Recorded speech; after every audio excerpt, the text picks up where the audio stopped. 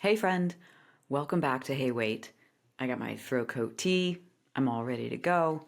It's just you and me again this week. And maybe by now you have recognized this rhythm I've got going on. About once a month, instead of interviewing someone else, an expert, on how you can create real and healthy relationships with yourself and with others and with the forces that shape your life, like alcohol and energy and food, I come on, just me, and I go back to the core theme of this podcast, which is exploring the tool, Hey Wait.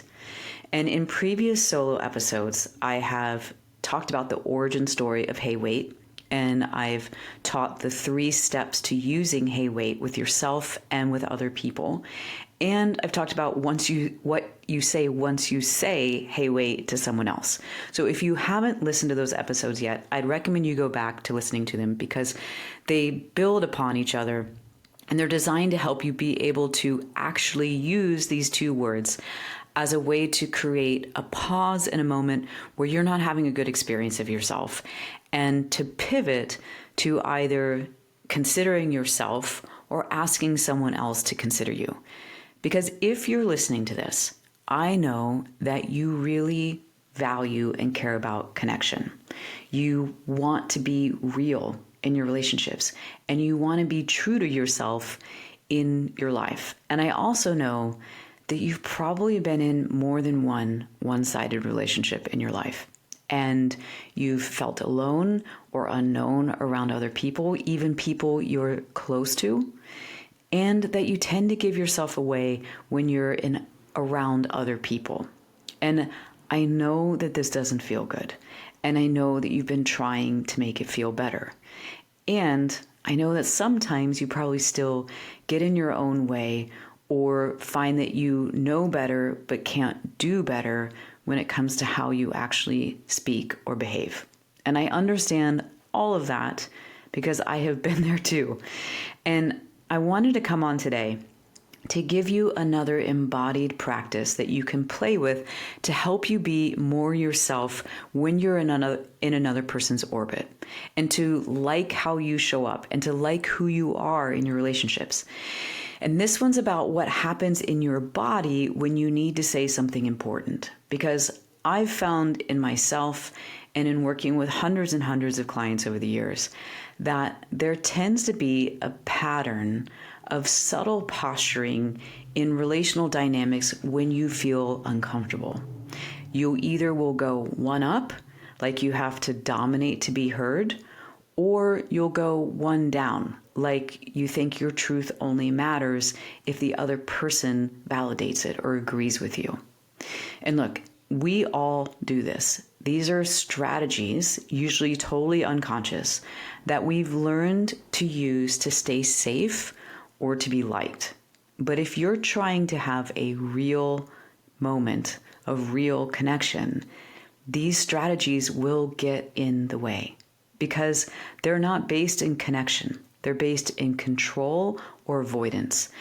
And that's why when you want to say something like, hey, wait, whether it's to set a boundary or to speak a need or to slow a conversation down where you need to feel more connected to yourself, you've got to come back into your body. You've got to be able to shift out of one up or one down posturing and come back into equalness, to being same as with the other person. So let's take a closer look at what these look like. One up is when you feel the need to prove something. Maybe you puff up a little bit, or your chest gets hard, or your jaw sets. You're making yourself invulnerable or trying to. You might find that you talk over the other person, or you get condescending. And this is a strategy of control. One down is when you shrink. So when you second guess yourself, your voice might even start to sound younger. You defer or apologize too much or avoid eye contact with the other person. It's literally you taking up less space and making the other person matter more than you. It's a strategy of staying safe by getting smaller. And we tend to have one of these that we go to more than the other. And I'll tell you that most of my clients and the people I work with tend to go one down. That's their default setting in relationships, particularly when things feel uncomfortable. They're the people who are caretakers and who put other people's needs above their own and who don't want to rock the boat ever. So if your default mode is one down as well, one up is where you might go when you feel really pissed or really pressed, or when you kind of deep down might think of yourself as better than that other person.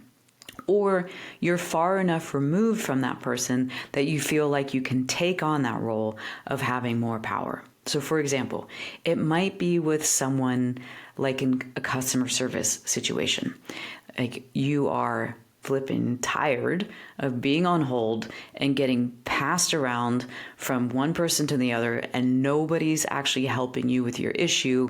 So the next person gets on the line with you and you get kind of snarky and you go one up.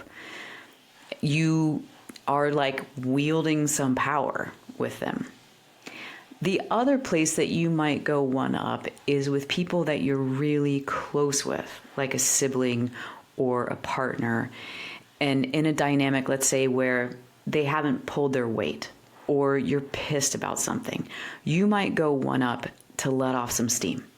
And you know when you're doing it that it's not creating more connection and it's not healthy, but it feels good to not have your toes stepped on and instead do a little bit of posturing.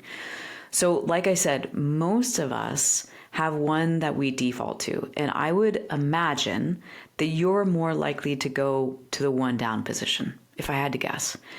But here's something that I find really interesting about these two dynamics. And this comes from the work of Terry Real, who is a relational therapist whose work I really admire and have followed for a long time. And when he talks about one up and one down, he says that the energy or the emotion that these two have in common is contempt. And think about it, because one up is contempt for the other person. You're like, who are you to talk to me this way? Who are you to treat me this way? But one down is contempt for yourself. Who am I to think I have any place here? Who am I to think that I get to matter? Can you see how that works? I mean, I think it's kind of gnarly and really eye-opening when you think of both of these as holding contempt. So I want you to consider this for yourself. Which one do you tend to go to? And in which circumstances do you go to the other one? And to consider what it feels like when you're in either of those two situations. So let's first imagine yourself in one-up posture. Think of a time when you were trying to win an argument or you were trying to prove a point. What's your energy like? What's your posture like? What happens in your chest, in your breath, in your face? You might not literally be putting your hands on your hips and looking down the end of your nose at someone else, but that might be your vibe. And check out what the tone of your voice is like when you imagine being one up, because man, can you do a lot with the tone of your voice. So notice what one up feels like to you in your body. Right now, while you're listening, even if you're driving or chopping vegetables, what does it feel like when you're like, who are you to talk to me that way? And finally, how do you view yourself or experience yourself in this situation? And how do you view the other person when you're feeling one up? Because this is really important information just to understand. Okay, so let that one go. You can shake it out a little bit. And now shift into one down posture. You can think of a time when you felt less than someone else, or you deferred to their needs, or tried to keep the situation copacetic even if you were upset. So maybe you notice your shoulders cave in slightly, or your chin drops, or you cross your arms, or in some way make your body shrink and be a little smaller. And notice again what happens here in your belly, in your throat. your energy. When I do this with people, I sometimes notice they get floppier, like there's no ounce of hardness in their body. You're so soft as to be floppy or malleable. So notice if that's happening for you too. And how do you think about yourself when you are one down? How do you think about the other person? What are the sorts of things that you are likely to say or do when you're one down? Okay, so shake that one off now too. Now that you've tried both those on, and that you really took it in that they both are embodiments of contempt, whether it's for the other person or whether it's for you, it will probably make sense to you that when you're in either of these two embodiments, you're not having a good experience of yourself. It doesn't feel good. I mean, going one up can actually feel good for a little bit because it feels like you have power. And if you've been hurt or you've been feeling dismissed or invisible, it can feel kind of good to reclaim a sense of power. But after the fact, after that interaction, when you go up, one up, you're likely going to be like, I'm not really loving how I just showed up there. Because being one up isn't about connection or respect or relationality. It's about dominance. And I know that that's not what you're really looking for when you're going into a relationship. You're not like, man, I really want to dominate this person. And then one down doesn't feel good because it just feels like you don't get to matter and like you're weak and small and like you don't have any agency or power in the situation or in your life. So I mention this because if you recall, the first step to using Hey Wait as a tool is to recognize when you're not having a good experience of yourself. And I'm going to just say right now that I can pretty much guarantee that if you recognize that you are not having a good experience of yourself, you are more than likely either in a one-up or one-down energy or posture in your body. You're playing out that dynamic relationally with the other person. So one way to help you get to the place where you could actually say, hey, wait, and then say something that is about honoring yourself and honoring the other person in the relationship would be to use your body to help you get out of one up or one down and come back to shifting into being equal to or same as. Because that's the place energetically where you feel that the other person is no more important or valuable than you are, and that you're no more important or valuable than the other person. That there is an inherent equality to you because you're both human and you're both vulnerable and you both have the same needs when it comes to safety, belonging, and mattering. And you both desire connection and you want to be known. So you're equals. So with that, I want you to explore what being equal to or same as feels like in your body. And it might help you first to not imagine being with another person, but instead imagine being someplace in nature or someplace where you feel really at home and comfortable in yourself. And feel your feet on the ground or your seat supporting you. Let your spine lengthen. See if you can let your shoulders kind of like soften away from your ears. And, same as typically feels like you're you-sized, like you're not too hard or too soft. You're not puffed up or shrunk back. It's you being the size of your body in a way that feels calm and neutral and solid. But there's also an openness or a permeability to it. You're not trying to wield power or trying to not take from someone else. You're acknowledging that you taking up space does not take from someone else, and that you don't need to exert power over someone else to embody having power. Can you feel that? Notice what your energy is like when you're same as. How do you experience yourself? How do you think of or experience other people? Because this is you in an embodiment that is most likely a good experience of yourself. It might be unfamiliar, but it should feel good because this is being equal to. This is what it feels like to be with yourself and with someone, not above them or below them. So stay with it for an extra beat if you can, and take what I call a visceral snapshot of this feeling so that you can let it be real to you, so you can remember it. This is the embodiment where hey, wait becomes possible and powerful. So what does that look like in real life? Let's say you're in a meeting and someone cuts you off, and your instinct might be to snap and go one up, or to shrink and stay quiet and be one down. But from same as or equal to, you could say, hey, wait, I actually had another point that I wanted to add. Or you're on a date with your person and they say something obnoxious that rubs you the wrong way. One up you says, you always do that. You always ruin our date nights by saying some shit like that. One down you says nothing and then stews on it and is passive aggressive and kind of miserable to be around for yourself and the other person to be around for the rest of the evening. Same as you says, hey, wait, I really want to have a good time with you this evening, but what you just said rubbed me the wrong way. And can you understand how that makes it harder for me to feel relaxed and want to have fun and be playful with you?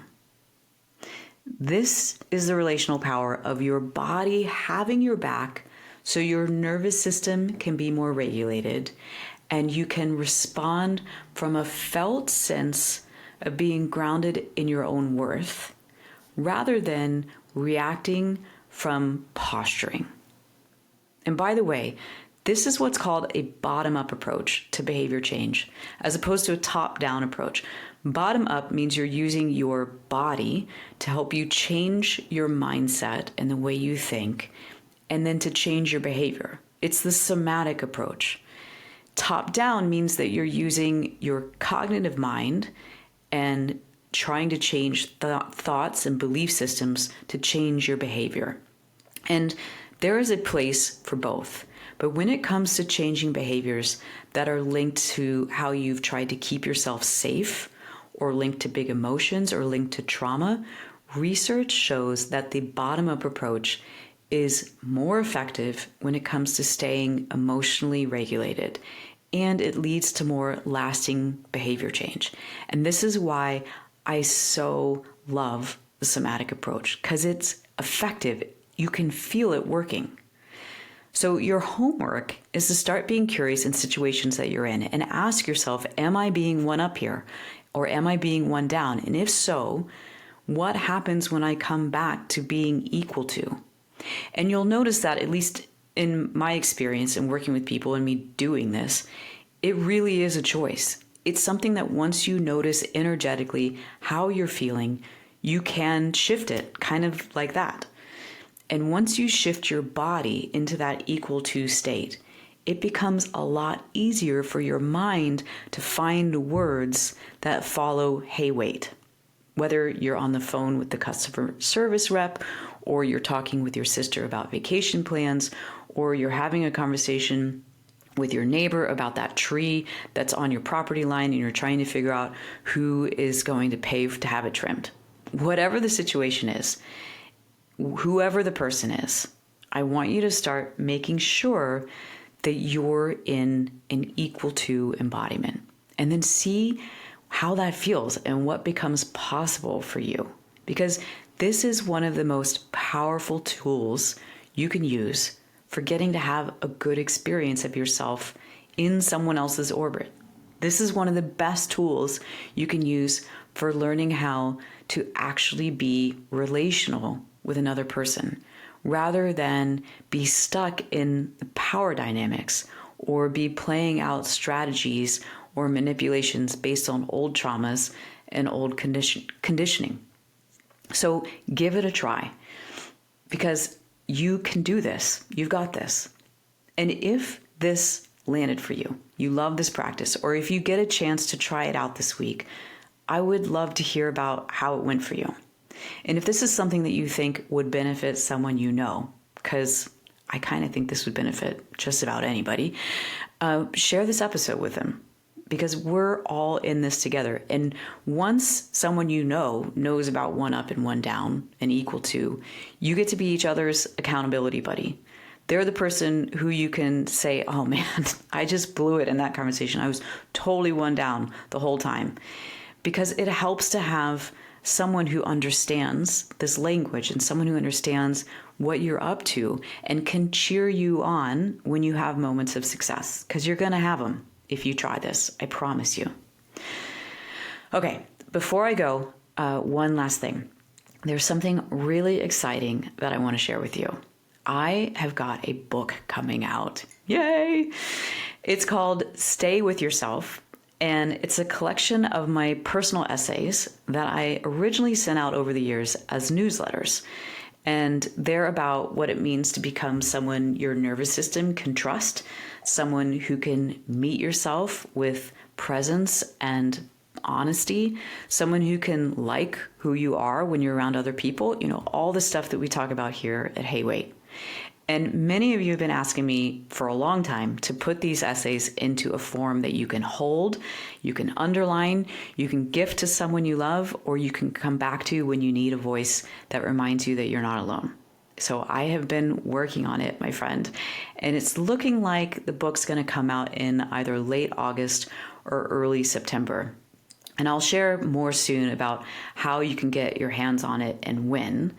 But for now, I just wanted to let you know that it's coming and I can't wait to share it with you. So more soon on all of that. But for now, thanks for being here with me today. And hey, wait, as always, I want to remind you that your insides matter and that the right people will meet you there. So stay with yourself. And I'm going to be back next week with another really good interview that I think you're going to love. So I'll see you then.